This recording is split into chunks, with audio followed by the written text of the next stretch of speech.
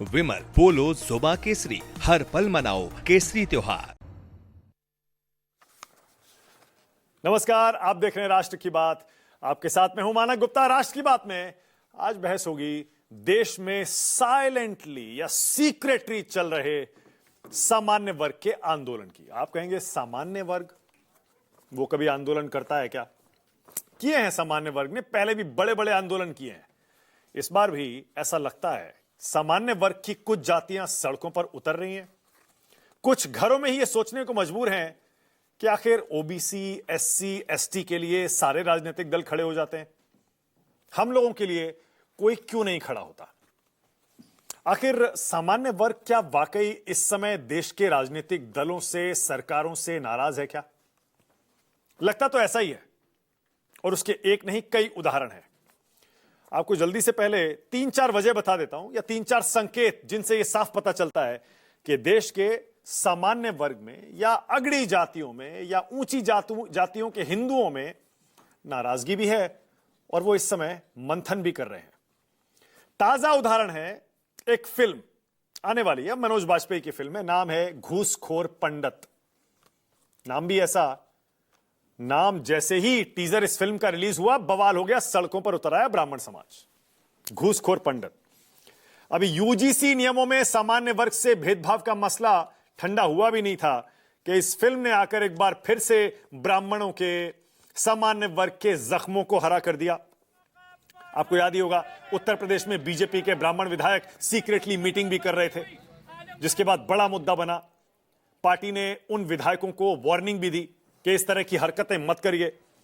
और फिर अभी हाल ही में अभी मुक्तेश्वरानंद का मुद्दा, जब वो मौनी अमावस्या के दौरान संगम में स्नान नहीं कर पाए, जिसके बाद अलंकार अग्निहोत्री ने सिटी मजिस्ट्रेट के पद से इस्तीफा दे दिया और यूजीसी का मुद्दा भी उठा दिया।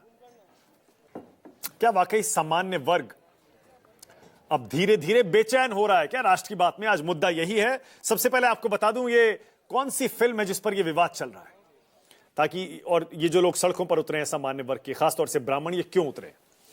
दरअसल नेटफ्लिक्स पर घूसखोर पंडित नाम की एक फिल्म आने वाली है, और 3 फरवरी को इसका टीजर रिलीज किया गया। और जैसे ही टीजर रिलीज हुआ, इस तरह के विरोध प्रदर्शन कई जगह शुरू हो गए। दरअसल इसमें मनोज बाजपेयी मुख्य भूमिका में है, उनको एक भ्रष्ट पुलिसकर्मी के तौर पर दिखाया गया है। अभी जो टाइटल है फिल्म का, घूसखोर पंडित, इसी पर खूब विवाद हो रहा है। हाईकोर्ट में याचिका दायर की गई दिल्ली में। उस याचिका में आरोप लगाया गया कि इस टाइटल से ब्राह्मण समुदाय आहत होगा। रितेश शाह हैं फिल्म के डायरेक्टर, उनको लीगल नोटिस दिया गया। इस नोटिस में दावा किया गया कि पंडित समुदाय की गरिमा पर हमला किया जा रहा है, यह टाइटल तुरंत हटाया जाए। उत्तर प्रदेश के मुख्यमंत्री योगी आदित्यनाथ ने भी इस पर आपत्ति जताई है, और यूपी के सीएम की निर्देशों के बावजूद कई जगह इस तरह के प्रदर्शन देखने को मिले। सीएम ने निर्देश इसी तरह के दिए थे कि इस समस्या का कोई समाधान जल्दी से निकालना चाहिए। लखनऊ में एफआईआर भी दर्ज हुई है फिल्म की टीम के खिलाफ। हजरतगंज पुलिस ने खुद संज्ञान लेकर इसकी जांच शुरू की है, और बताया ही जाता है केंद्र सरकार ने नेटफ्लिक्स से टीजर हटाने को कहा था, और टीजर को हटा लिया गया है। अब जैसा मैंने आपसे पहले कहा, क्या वाकई सामान्य वर्ग के पक्ष में खड़ा होने वाला देश में कोई राजनीतिक दल नहीं है क्या? पहले आपको बता दूं, ये जनरल कास्ट या सामान्य वर्ग देश में आखिर है कितना? अक्सर आपने राजनीति में सुना होगा, ओबीसी, एससी, एसटी की चर्चा बहुत होती है, लेकिन 2019 में एक अनुमान के मुताबिक देश में जनरल कास्ट 22-22.5% के बीच माना जाता है, 22.25% माना जाता है। ऊंची जातियां हिंदुओं की, या सामान्य वर्ग, या अगड़े, कुछ भी कह लीजिए। ओबीसी सबसे ज्यादा है, 52%। फिर एससी आते हैं करीब 16.5%, और एसटी की आबादी देश में है 8.5% के आसपास। ये जो ओबीसी, एससी, एसटी के आंकड़े हैं, ये 2011 की जनगणना के मुताबिक है, और ये जनरल कास्ट का जो आंकड़ा आप देख रहे हैं, ये 22.25%, ये 2019 के ताजा अनुमान के मुताबिक है।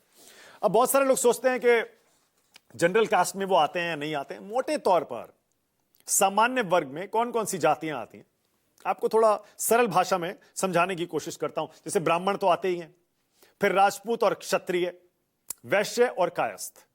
मोटे तौर पर ये 4 समुदाय जनरल कास्ट में आते हैं। फिर उसके अलावा खत्री, अरोड़ा, पंजाबी और सिंधी हिंदू, फिर भूमिहार भी होते हैं जो यूपी बिहार में, फिर और भी अलग अलग राज्यों में आप जाएंगे, बहुत सारी ऐसी जातियां हैं जो कहीं ओबीसी में आती हैं लेकिन कहीं सामान्य वर्ग में भी आती हैं। जाहिर है, अगर आप अपने राज्य में अपने आसपास देखेंगे तो वहां के हालात आपको अलग मिलेंगे, लेकिन मोटे तौर पर ये जनरल कास्ट में ये जातियां आती हैं। सामान्य वर्ग वोट किसे देता है? सामान्य वर्ग आमतौर पर बीजेपी और कांग्रेस का वोटर माना गया है, लेकिन 2024 के चुनाव में बीजेपी को 53% सामान्य वर्ग ने वोट दिया था, 60% सामान्य वर्ग ने एनडीए को वोट दिया था और 40% सामान्य वर्ग ने इंडिया गठबंधन को वोट दिया था। और यह उत्तर प्रदेश के आंकड़े अगर देखेंगे तो वो तो और ज्यादा एनडीए के पक्ष में नजर आते हैं। 2024 के चुनाव में ही यूपी में 79% सामान्य वर्ग ने एनडीए को वोट दिया था और बाकी 21% ने अन्य को वोट दिया था। इसका मतलब एनडीए के पक्ष में ज्यादातर सामान्य वर्ग का वोटर वोट करता है। कांग्रेस को भी करता है, लेकिन आजकल उसकी पहली पसंद बीजेपी मानी जाती है। अब ओबीसी के भी कुछ आंकड़े आपको दिखाता हूं। ओबीसी और एससी एसटी पहले बीजेपी को वोट नहीं देते थे, लेकिन पिछले 20-30 सालों में ओबीसी एससी एसटी का वोटर भी बीजेपी की तरफ धीरे धीरे करके आया है और अब बड़ी संख्या में बीजेपी को वोट देता है। उत्तर प्रदेश के चुनाव में 2024 में ओबीसी किधर गया? ये देखिए, यादवों ने इंडिया गठबंधन को वोट दिया, 82% यादवों ने, एनडीए को दिया सिर्फ 15% ने, जबकि गैर यादव ओबीसी में इंडिया गठबंधन को मिले कम 34% और एनडीए को मिले 59% वोट। लेकिन ओबीसी का वोट जो बीजेपी को मिलता है वो 19 के मुकाबले 24 में गिरा है। 2019 में 44% ओबीसी ने बीजेपी को वोट दिया था और 2024 में यह आंकड़ा गिरकर 38-39% हुआ है, यानी बीजेपी का 2024 में ओबीसी वोट 5% गिरा। 2024 में एससी वोट किधर गया? एनडीए को 35%, 35% एससी का वोट मिला, इंडिया गठबंधन को 45% एससी का वोट मिला और एसटी का एनडीए को मिला 42% और इंडिया गठबंधन को 30%। ये आंकड़े अपनी कहानी खुद कहते हैं। चलिए डिबेट शुरू करते हैं। राष्ट्र की बात में आज का सवाल आपकी स्क्रीन पर आ रहा है। आज का मेरा पहला सवाल यही है, सामान्य वर्ग का आंदोलन किसकी सत्ता हिलाएगा? और दूसरा, घूसखोर पंडित किसके वोट करेगा खंडित?